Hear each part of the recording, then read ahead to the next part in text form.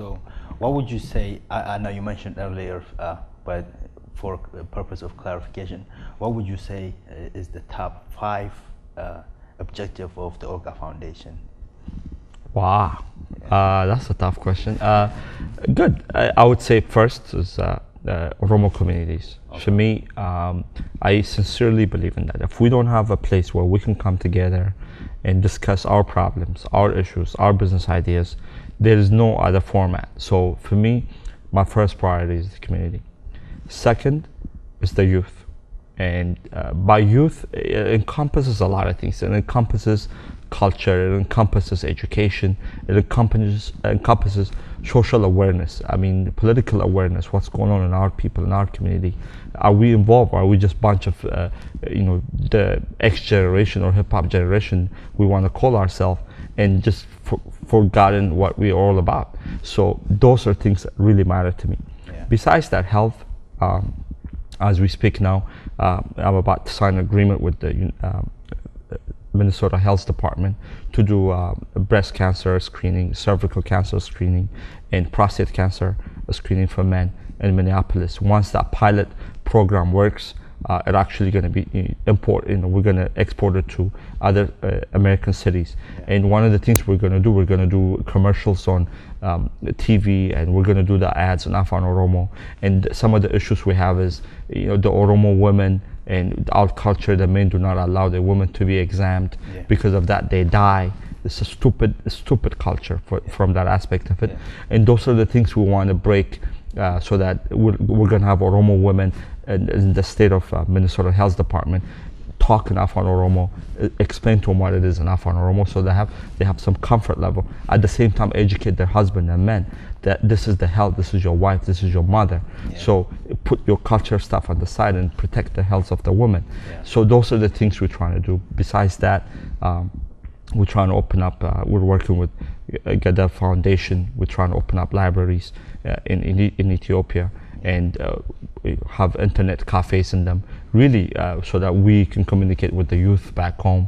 So the priorities are many, and as you know, culture for me is everything. We're gonna go from movies to music and drama and books, and a lot of stuff is coming. So I hope I covered my 5 bases or more, but basically that's what it is.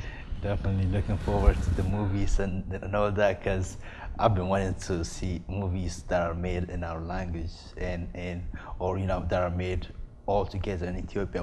That's worth watching. I've been looking forward for those kind of things and can't get around it a lot. So definitely looking forward to those. Stay tuned. Yeah, it's coming. Yep.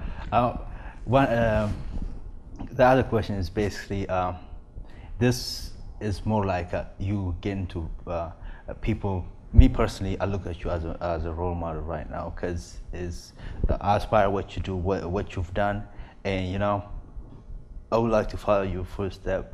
At the same time, there are people that say, how Bill Gates didn't graduate from college, and all these successful people didn't go to school, and some young man or boy, girl, man or woman, whatever the case may be, may say, wait, Mike is my role model right now, but he didn't go to school, but so maybe I don't have to go to school, and I can just be successful like he is. What would you say to that person? I mean, it's being reckless, because education, one of the key part of my foundation is education. The reason I was telling you priorities, even though I said community center, is that community center to educate about mortgage, to educate about Kobe, to educate. Education is key. What I was able to do is from my own mental capacity, and I always tell people, whatever you're willing to go away from or walk away from, it should be something you're willing to die for. And I was at that time where I was felt like my dad was giving me ultimatum: you go to school or you go to work. And my brain always activated in a business mentality. And then I go to school, I'm not there, I'm not paying attention, whatever. And I felt like I had to survive. And actually, you can ask me later on, but actually my dad cut me off, literally cut me off.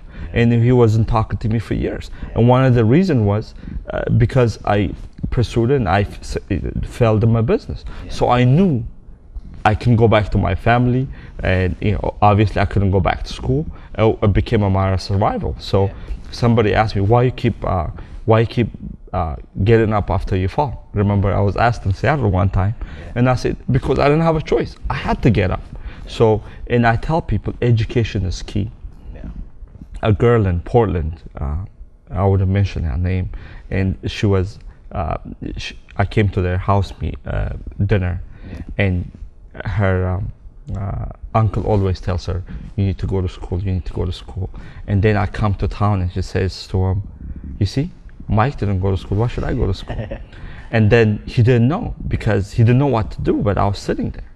And I asked her, are you able to read your contract? Of course the answer is no. I said, are you able to negotiate with your agent? Of course the answer is no.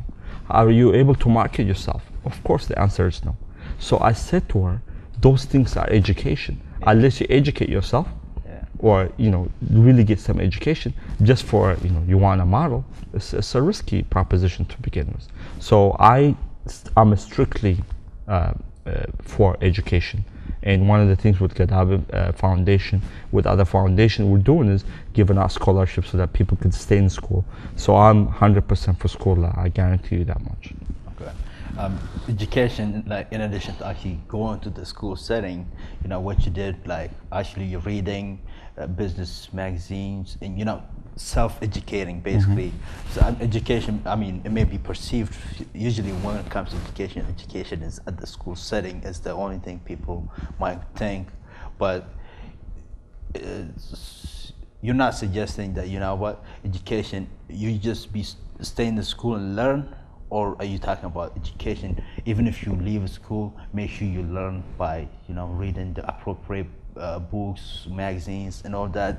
So are you referring to education from both aspects, or you say make sure you stay in school, in a public school, private school, and do your other readings on top of that? That's a good question. I'm going to tell you again, if you just go to school and just go to school by itself, you're going to be a slave to a paycheck. So your education has to be balanced, being a street savvy, being known actually what reality is. You can bring any guy. How come a lot of people with MBAs do not have a dime? The reason is they do not know how to, whatever they learn, they don't know how to apply it in real life. So what I'm telling you is, you can go to school. As you go to school, you still have to self-educate yourself to further what you know, to actually, the theory is this, but the practicality is this. How do I combine that and make something out of that? So I'm telling you, either one is dangerous. So what we need to do, we need to combine them, integrate both of them, and see how we can, where we fit in our life, in whatever education field we're into. And that's what I'm emphasizing.